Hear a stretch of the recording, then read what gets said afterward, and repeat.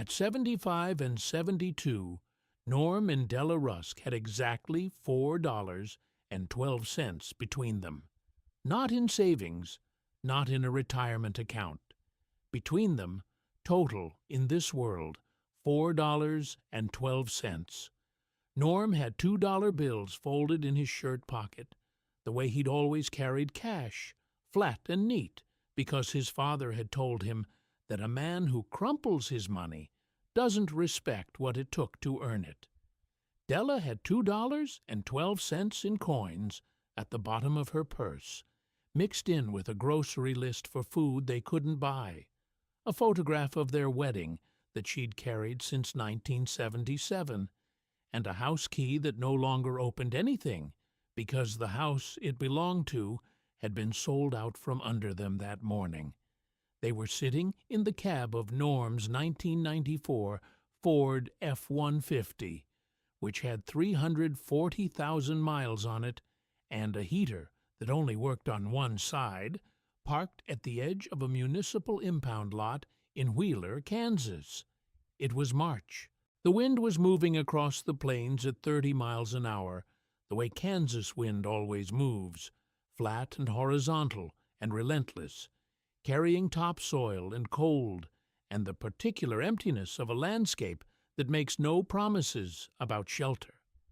The temperature was 38 degrees. By midnight, it would be 22. They had no house. Their son, Craig, 48, and their daughter-in-law, Brenda, had sold it. Legally, technically, within their rights, because Norm had signed a power of attorney during a hospital stay 2 years ago when a kidney stone the size of a marble had put him on morphine for 3 days, and Craig had slid the document across the hospital tray and said, "It's just a precaution, Dad, in case something happens." What happened was Craig used the power of attorney to sell the house on Pershing Road for $127,000, applied the proceeds toward his own debts, and informed Norm and Della via a typed letter that the new owners would be taking possession on March 1st. Their daughter, Janine, 45, who lived in Topeka with a husband who sold medical equipment, had been CC'd on the letter. She'd called once. "I know it's hard, but Craig really needs the money, Daddy. He's in a bad spot. You understand?" He understood. He understood that his son had stolen his house, and his daughter had watched it happen and called it understanding. Della had cried for 3 days. Then she stopped. Not because the grief ended, but because Della Rusk didn't have time for grief. She had time for survival. She had 48 years of marriage to a man she loved, and $2.12 in her purse, and a Kansas wind that didn't care about any of it, and she needed to find a place to sleep before dark. "Norm," she said, looking through the passenger window at the impound lot. "What is that?" Norm followed her gaze. At the back of the lot, behind rows of seized vehicles and junked farm equipment, sat a 20-foot steel shipping container. Corrugated walls, rust running down the sides like brown tears, one end dented where a forklift had hit it years ago, the doors hanging slightly open because the latch mechanism was broken. The kind of container that moves goods across oceans and then gets left in a lot somewhere to oxidize into nothing because the cost of hauling it away exceeds its scrap value. Norm looked at the container. Then he looked at the lot office, a small trailer where a man named Jerry Potts sat watching television and occasionally processing paperwork. "Wait here," Norm said. He walked into Jerry's office and asked a question that made Jerry look up from his television for the first time in what appeared to be several hours. "That shipping container in the back, the rusted one, what's it worth?" Jerry looked at Norm the way people look at questions they've never considered. "That thing? County seized it off a flatbed 3 years ago. Owner never claimed it. It's not worth the diesel it'd take to haul it to a scrap yard. Why?" "I'll give you $4 for it." Jerry laughed. Then he saw Norm's face and stopped laughing. "You're serious?" "I am." "Mister, what are you going to do with a rusted shipping container?"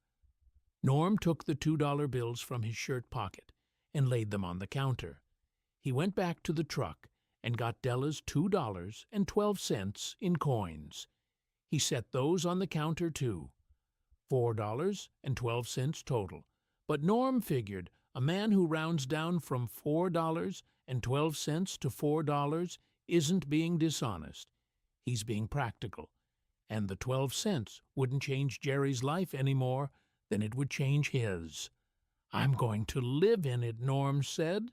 If you've ever been left with so little that a rusted steel box on an impound lot looked like salvation, if you've ever had the people who were supposed to protect you strip you down to nothing and call it necessary, if you've ever stood at the bottom of your life and looked up and decided that the only direction worth moving was forward, then this story was built for you.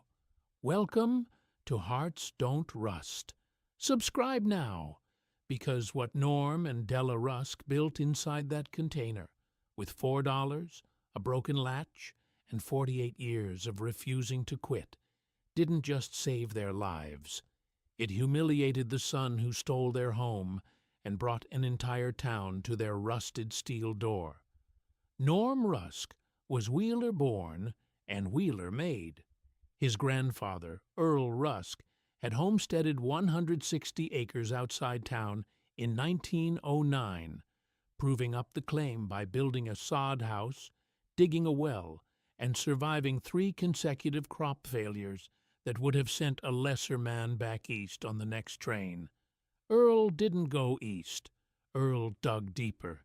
He planted windbreaks. He built root cellars. He bred cattle that could survive winters that killed weaker stock. By 1920, the Rusk homestead was one of the most productive operations in Haskell County, not because Earl was lucky, but because Earl treated the land the way a doctor treats a patient, with attention, with patience, and with the understanding that you can't take from something forever without putting something back. Norm's father, Harold, inherited the land in 1952 and ran it until 1987, when drought and debt finally took what 3 generations of Rusks had held.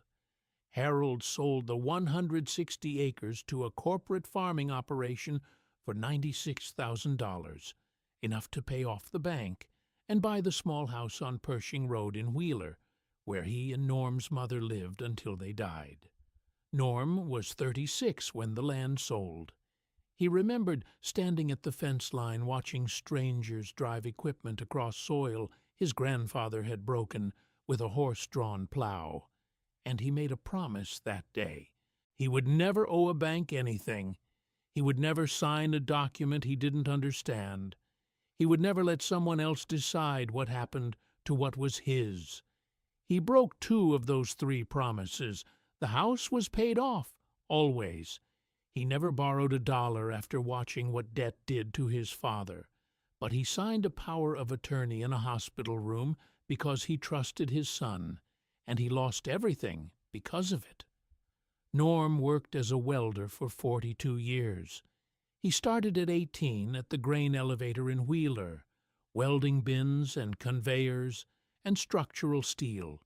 He was good at it, the way certain men are good at things that involve heat and metal and precision, naturally, instinctively, with a feel for the work that couldn't be taught in a classroom. By 25, he'd gotten certified in MIG, TIG, stick, and flux core welding, and he could join 2 pieces of steel together so cleanly that the weld was stronger than the base metal on either side. He worked at the elevator until it closed in 1998, then freelanced for farms, ranches, and construction companies across western Kansas, driving his F-150 to jobs within a 100-mile radius, welding whatever needed welding, charging $35 an hour and providing his own rod. He retired at 70, not because he wanted to, but because his eyes were going, and a welder with bad eyes is a danger to everyone in the shop. He had no pension. Welders don't get pensions. He had Social Security of $1,480 a month, which was enough to pay the property taxes on Pershing Road, keep the lights on, buy groceries, and cover Della's blood pressure medication and his own diabetes supplies. It was not enough to save. It was enough to exist, which is what America offers most of its elderly workers. Not security, not comfort, just the mathematical possibility of continued existence, contingent on nothing going wrong. Something went wrong. Della Rusk, born Della Fay Mitchum, grew up on a wheat farm 12 miles south of Wheeler, the oldest of 4 daughters. She was the kind of girl who could drive a combine at 13, butcher a chicken at 10, and sew a dress from a flour sack pattern at 8, because farm daughters in western Kansas weren't raised to be decorative. They were raised to be functional. Della was functional in the way that load-bearing walls are functional, the thing that holds everything up while nobody notices it's there. She met Norm at a county fair dance in 1976. He was 25, lean and quiet, with hands that were already scarred from welding slag. She was 23, sunburned and strong, with a laugh that made Norm forget every word he'd ever known. He asked her to dance. She said, "You look like you'd step on my feet." He said, "Probably, but I'll apologize real nice after." They danced 4 songs. He didn't step on her feet once. They married in December of 1977 at the Wheeler Methodist Church, 38 guests, a potluck reception in the church basement. Della wore a dress her mother had sewn. Norm wore a borrowed suit. They drove to Dodge City for a 2-night honeymoon in a motel that cost $14 a night and had a swimming pool they never used because it was December in Kansas and the pool was frozen solid. They laughed about that pool for 48 years. Craig was born in 1978, Janine in 1981. Della raised them the way she'd been raised, with work and discipline and love that showed itself through action rather than words. She kept a garden that fed the family from May through October. She canned everything the garden produced, filling the basement shelves with enough preserved food to last a Kansas winter. She baked bread every Sunday, sewed the children's clothes until they were old enough to be embarrassed by homemade things, and worked part-time at the Wheeler Public Library for 22 years, earning $9.50 an hour, shelving books, and running the children's reading program. Craig left Wheeler after high school. He went to Wichita, got a job in car sales, married Brenda, and developed the particular lifestyle of a man who earns $60,000 a year and spends $85,000, credit cards, a leased SUV, a house he couldn't afford in a neighborhood that impressed people who didn't know him. He came home twice a year, always with complaints about how small Wheeler was and how slow things moved, and how Norm and Della needed to think about the future. Janine went to Topeka, married Dale, a man who'd sold medical equipment with the enthusiasm of someone who'd found religion in commission checks and visited even less than Craig. She sent birthday cards with $20 bills inside and considered this sufficient. Neither Craig nor Janine had ever built anything with their hands. Neither had ever grown food, preserved meat, welded a joint, or fixed a machine. They existed in the part of the economy that moves numbers instead of materials, and they viewed their parents' hands-on competence as quaint, outdated, something from a world that no longer applied. Stay with me here. because what Norm did with that shipping container, and what Della built inside it, and how the people who stole their home ended up standing in front of a steel box, begging to be let in, is a story that proves something about this world that the world doesn't like admitting. Jerry Potts at the impound lot did not give Norm a receipt for the $4. He gave him a handshake and a shrug that said, "Your funeral, old man." He also gave Norm permission to leave the container on the lot for up to 30 days, while Norm figured out where to put it. Norm already knew where to put it. Della's family still owned a 5-acre parcel south of town, inherited by Della when her father died in 2004. The land had no structures on it, just grass and a windbreak of Osage orange trees her grandfather had planted in 1948. Della had been paying $85 a year in property taxes on it, money that Craig and Brenda had tried to convince her to stop paying because the land was worthless. Della had paid it anyway, every year, on time, because her father had taught her that land is the one thing they're not making more of. The problem was moving the container. A 20-foot shipping container weighs approximately 5,000 pounds empty.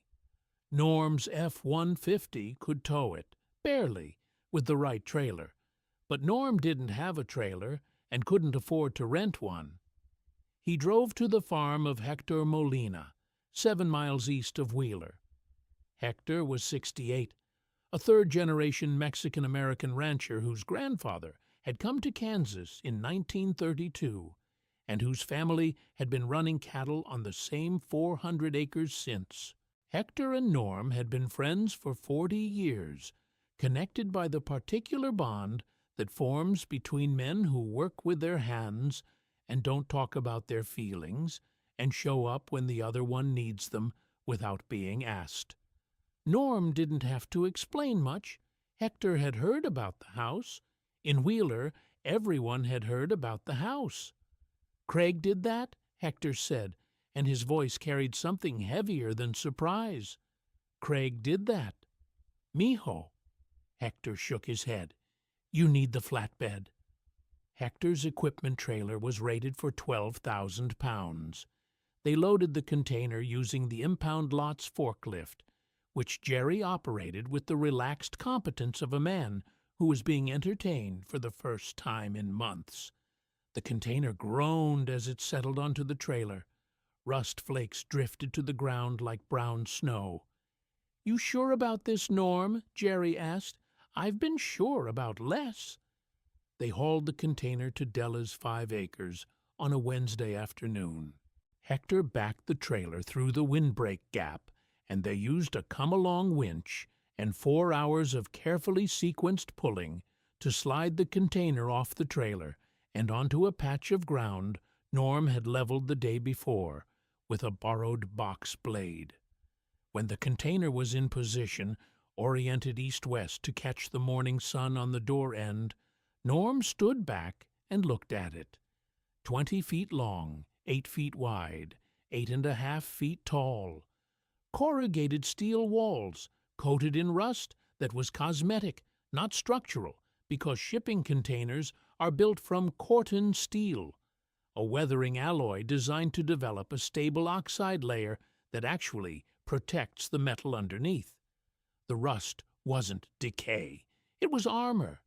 Norm knew this because a welder knows steel the way a farmer knows soil, at the molecular level.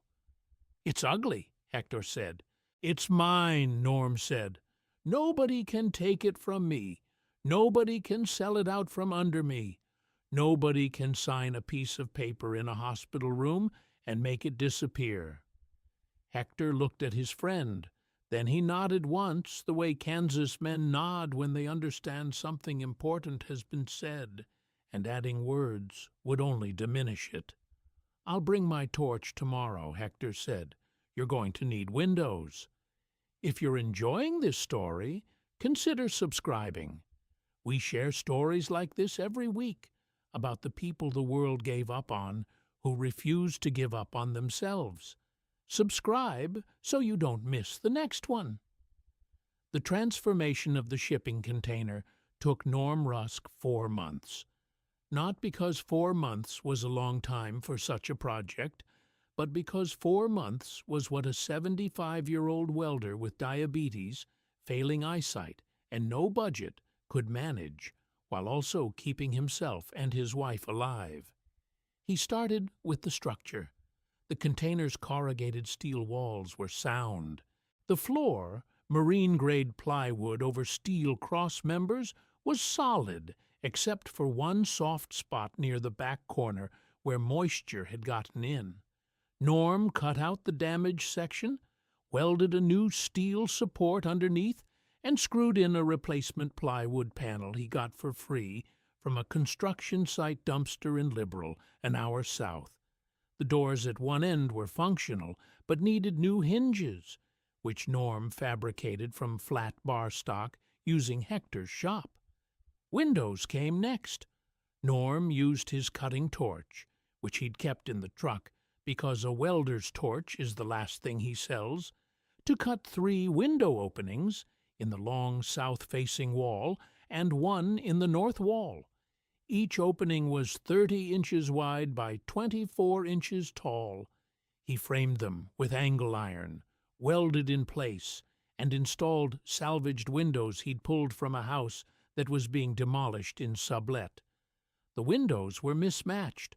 2 were double-hung from the 1960s. 1 was a casement from the 1980s. The 4th was a fixed pane from a bathroom. None of them matched. All of them worked. He cut a second door in the back wall, a human-sized door instead of the cargo doors at the front to allow cross-ventilation and a second exit. He framed it in steel, hung a salvaged exterior door, and installed a deadbolt. Insulation was the critical challenge. A steel box in Kansas is an oven in summer and a freezer in winter. Without insulation, the container would be uninhabitable 8 months out of 12. Norm solved this the way poor people solve everything, with ingenuity and sweat. He collected cardboard from the grocery store in Wheeler, dozens of appliance boxes and shipping cartons, and layered them against the interior walls as a base layer. Over the cardboard, he stapled rolls of reflective bubble insulation, the kind used in pole barns, which he bought for $89 from a farm supply store using money from his first Social Security check after the house was sold. Over the bubble wrap, he screwed salvaged drywall given to him by a contractor in Dodge City who had leftover sheets from a remodel. The ceiling got the same treatment. Cardboard, bubble insulation, drywall. The floor got layers of cardboard topped with carpet remnants Della found at a thrift store in Garden City for $12. When the insulation was complete, Norm sealed every joint, every gap, every penetration with caulk and spray foam. Then he stood inside the container on a day when it was 94 degrees outside and held his hand against the interior wall and felt it. Cool, not cold, not air-conditioned, but cool. The insulation was working. The steel box was becoming a shell. The shell was becoming a home. Della handled the inside. She had been making something from nothing her entire life, and this was no different, just smaller. The container's interior, after insulation and drywall, was approximately 18 feet long by 7 feet wide. The living space of a prison cell, people would say later, and Della would correct them. The living space of a submarine. Compact, efficient, and designed by someone who understood that every square inch had to earn its place. She divided the space into 3 zones. The front third, nearest the cargo doors, was the kitchen and dining area. The middle third was the living area. The back third, behind a curtain Della sewed from thrift store bed sheets, was the bedroom. The kitchen was a masterpiece of constraint. Della installed a 2-burner propane cooktop she'd bought at a yard sale for $15. She mounted a shelf above it for her cast-iron skillet, her Dutch oven, and 3 pots. Below the counter, Norm welded a bracket to hold a 5-gallon water jug with a hand-pump dispenser. Della organized dry goods in stacking plastic bins labeled in her neat handwriting: flour, sugar, rice, beans, oats, salt, baking powder. A cooler served as their refrigerator, replenished with ice from the gas station in town. The dining area was a fold-down table Norm built from scrap plywood, hinged to the wall so it could be raised for meals and lowered to clear the space. 2 folding chairs, $3 each from the Wheeler Goodwill. The living area had Norm's recliner, the one piece of furniture from Pershing Road he'd managed to get into the truck before the new owners changed the locks. Della's rocking chair, which her mother had rocked 4 daughters in, and Della had rocked Craig and Janine in, sat across from it. Between them, a small table held the battery-powered radio that Norm listened to Kansas City Royals games on, and the reading lamp that Della used for her evening Bible study. The bedroom held a full-size mattress on a platform Norm welded from bed-frame scrap, raised 18 inches off the floor to create storage underneath. Della made the bed with sheets from Goodwill, a quilt her grandmother had sewn in 1961, and 2 pillows that had survived the move from Pershing Road. Norm built a wood-burning stove from a 30-gallon steel drum, cutting a door in the front, welding legs from rebar, and running a 4-inch stovepipe through a fire-safe sleeve he'd installed in the container's roof. The stove was crude. It was also effective. On the first cold night, they used it in late March. The interior of the container reached 68 degrees, while the outside temperature dropped to 19. Della sat in her rocking chair in her nightgown and said, "Norm Rusk, you built me a furnace out of a barrel, and I've never been warmer." The bathroom situation was an outhouse Norm built from pallet wood, positioned 40 feet from the container behind the windbreak. He dug the pit himself, 5 feet deep, by hand, over 3 days, and his back punished him for a week afterward. The outhouse had a proper seat, a vent pipe, and a door that Della painted blue, because she said even an outhouse deserves dignity.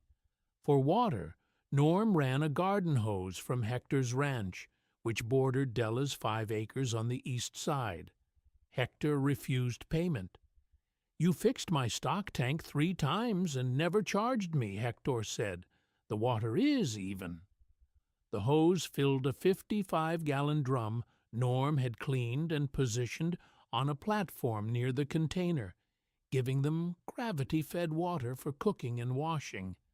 For drinking water, they filled jugs at the Wheeler Public Park, which had a spigot available year-round.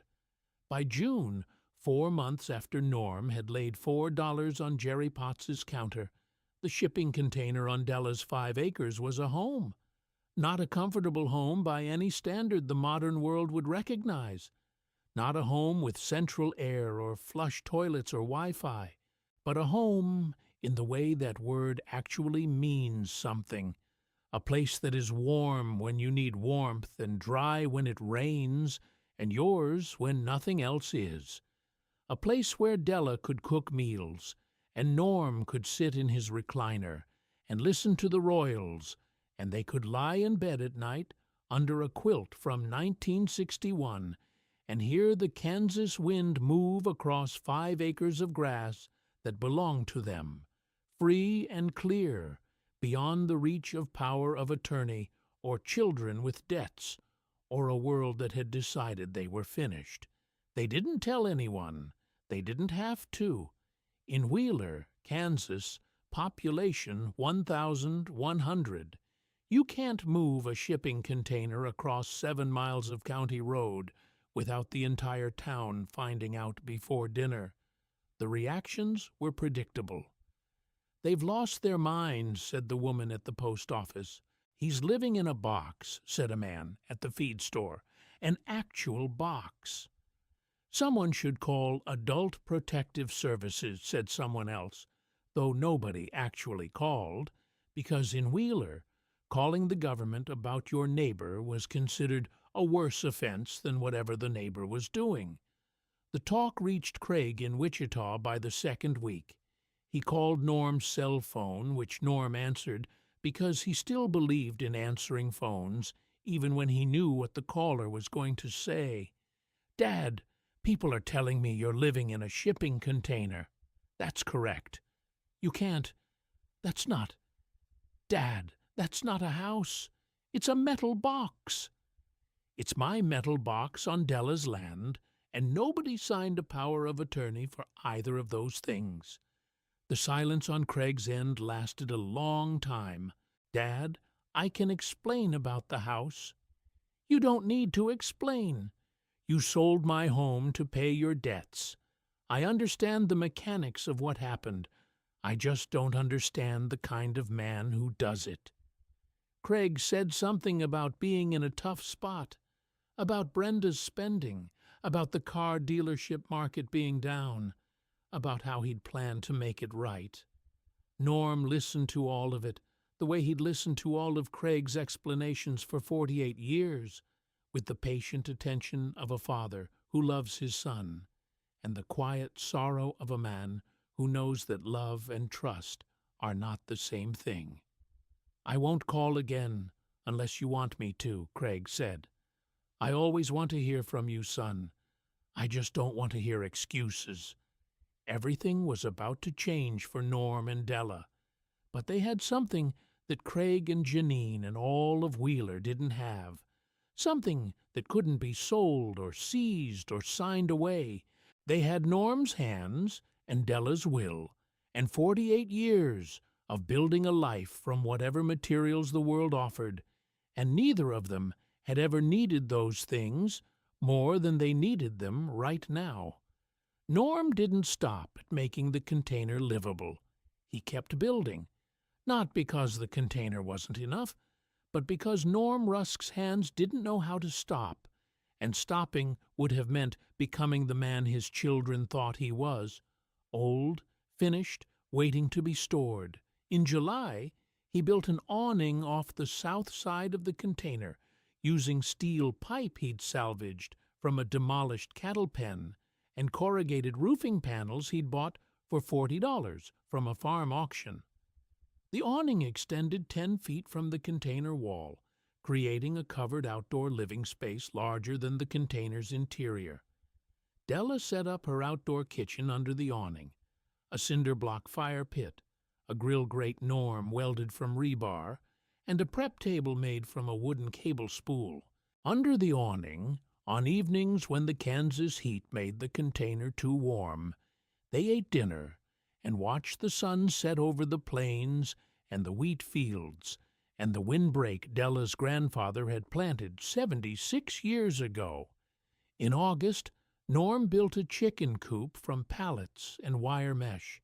8 hens, purchased from Hector's neighbor for $3 each, paid for with welding work Norm had done on the neighbor's cattle guard.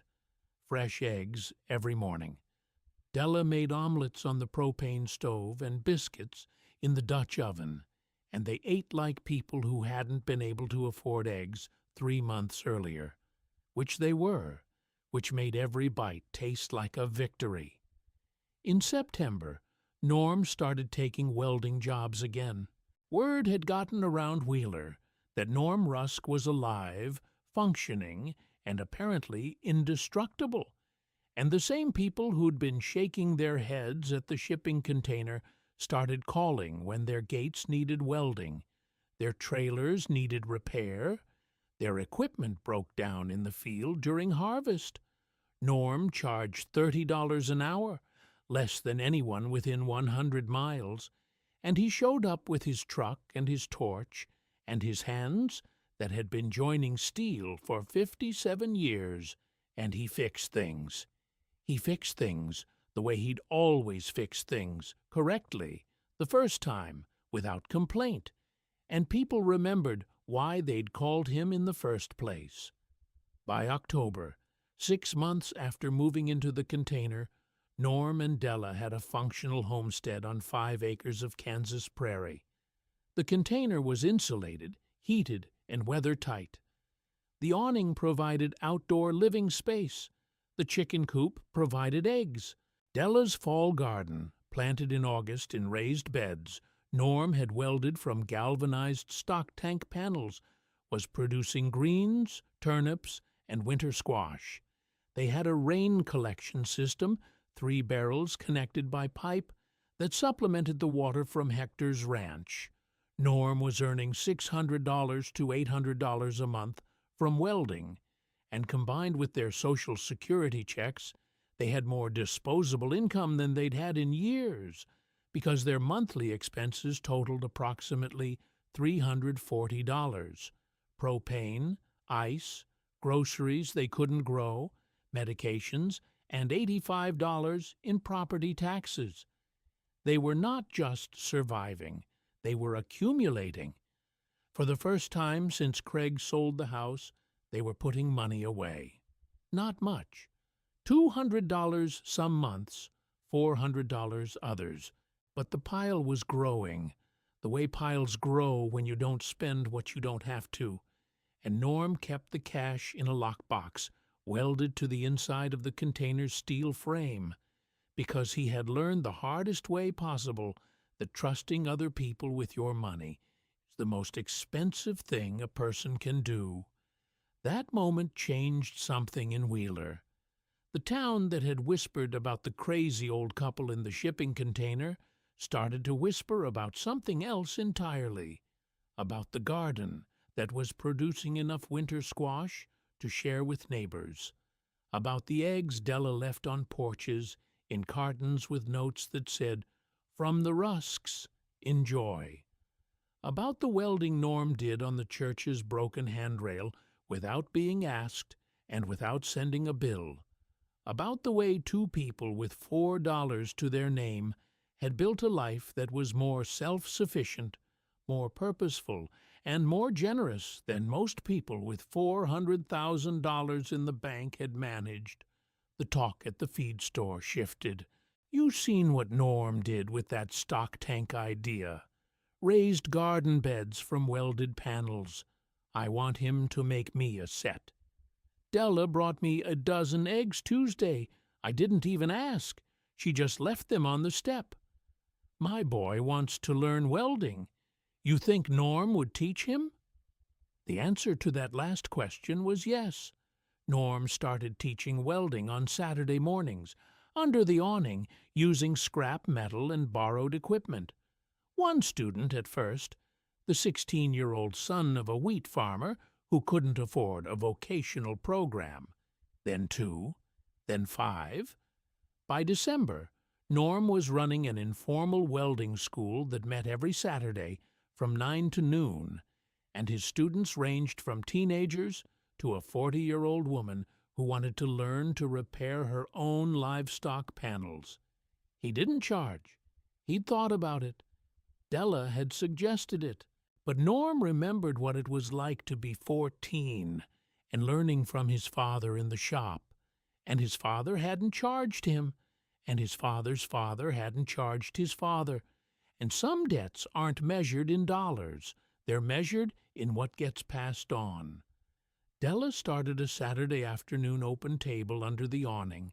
She cooked whatever was available, beans and cornbread, chicken soup from hens that had stopped laying, chili from the garden's last tomatoes, biscuits that she'd been making since she was 8 years old, using a recipe her grandmother had carried in her head from Oklahoma to Kansas during the Dust Bowl. People came. Not many at first, then more. The teenagers who stayed after welding class, Hector and his wife Elena, the woman from the post office who had said they'd lost their minds, a retired teacher, 2 single mothers, a veteran named Dale who lived in a trailer on the edge of town and hadn't eaten a home-cooked meal in 8 months.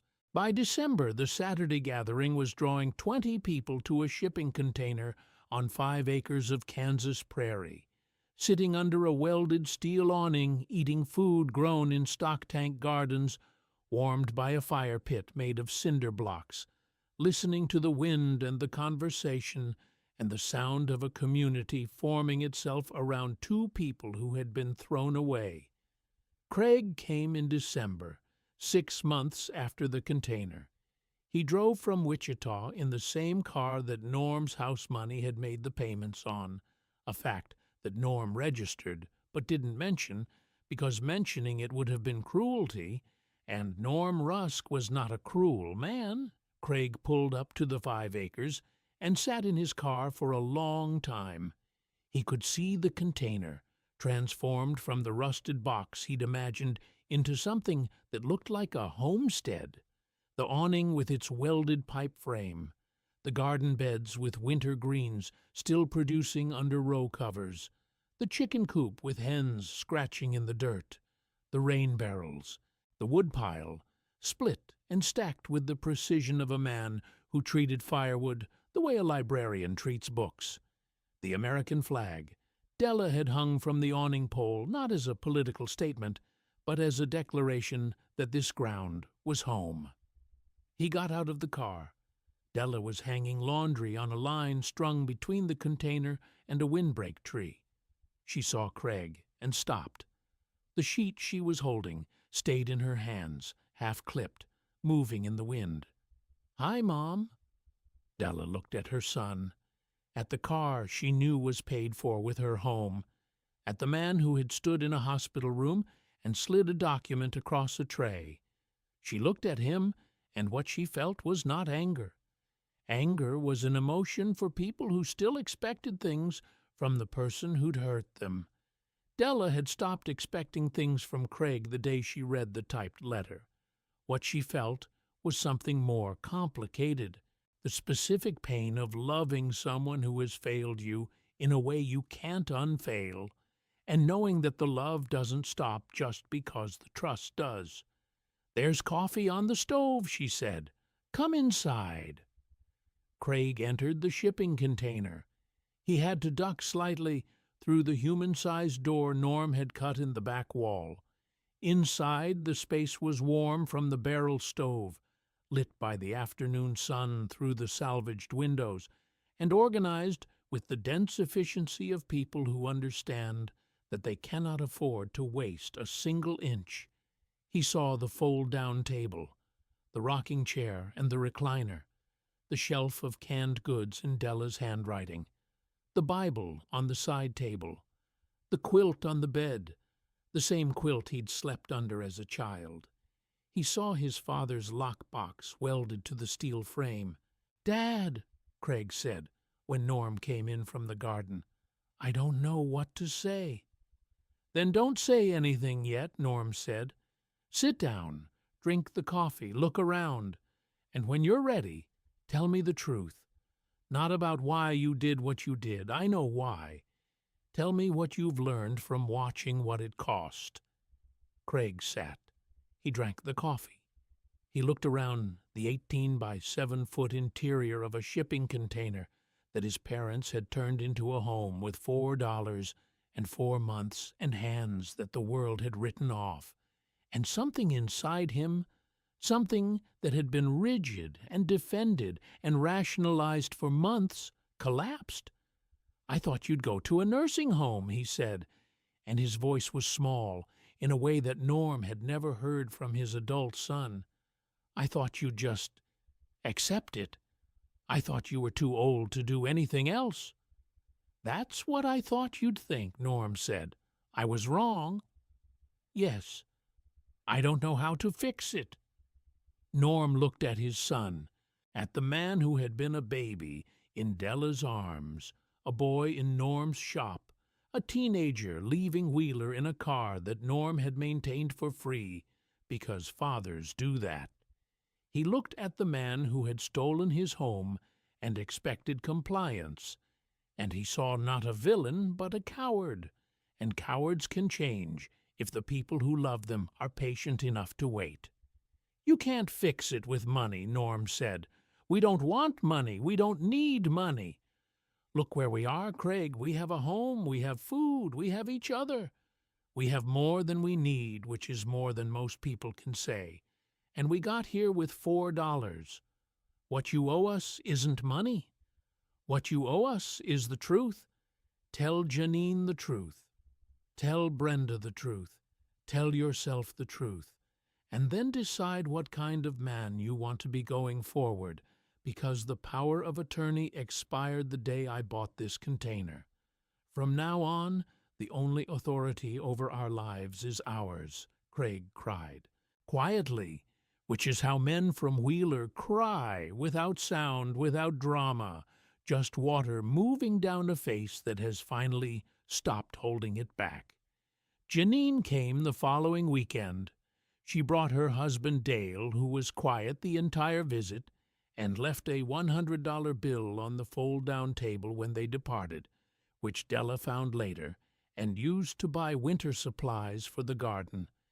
Janine cried louder than Craig. She said sorry 7 times. Della counted, not to keep score, but because she was curious whether the number would match the years of missed visits. It didn't. 7 sorries for 15 years of absence.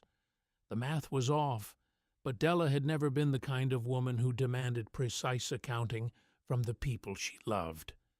"You're welcome any time," Della told Janine. "Both of you. Bring the children next time. I want them to see what their grandparents built." "Mom, Janine stopped. She was looking at the chicken coop, the garden, the flag on the awning pole. "I didn't know you could do this." "You never asked what we could do," Della said gently.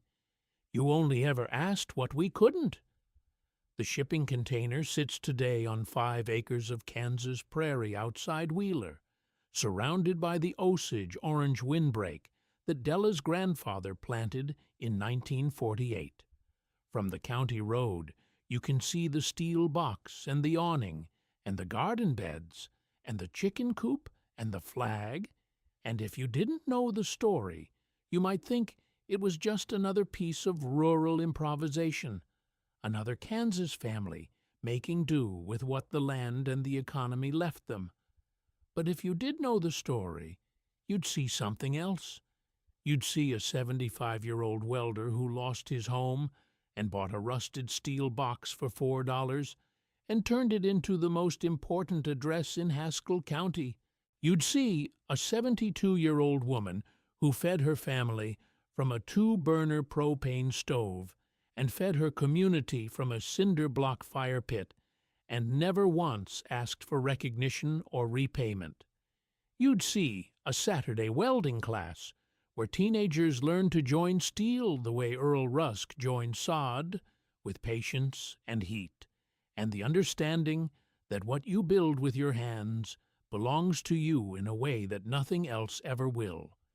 You'd see a Saturday table where strangers become neighbors, become family, one bowl of chili at a time, under a welded awning on a Kansas afternoon, and you'd see 2 rocking chairs, side by side, facing the sunset. One belonged to Della's mother. One Norm built from scrap steel and reclaimed wood, welded and sanded, and finished until it was smooth enough for bare skin. They sit in those chairs every evening and watch the light leave the plains, and Della reaches over and takes Norm's hand, the hand that welded their home together, the hand that built their garden beds, the hand that teaches teenagers on Saturdays, the hand that his son once used a hospital document to try to render powerless, and she holds it the way she's held it since 1977, firmly and without reservation, because after 48 years letting go would feel like forgetting how to breathe. My heart overflows with gratitude that you stayed with Norm and Della through every moment of their extraordinary journey, from the $4 on Jerry's counter to the quilt on the platform bed, from the son who sold their home to the Saturday table where strangers become family, from the town that shook its heads to the town that showed up with bowls. if their story touched something deep inside you, if you've ever been robbed by someone you trusted, if you've ever held $4 in your hand and decided it was enough, if you've ever built something from nothing and watched the people who doubted you line up to see it, then leave just one word in the comments. One word that describes what it feels like to stand inside something you built with your own hands when the world said you couldn't build anything. Because Norm and Della's story proves something that no bank account and no power of attorney and no typed letter can erase. That $4 is enough when the hands spending it know what they're doing. That a rusted box is a home when the people inside it love each other.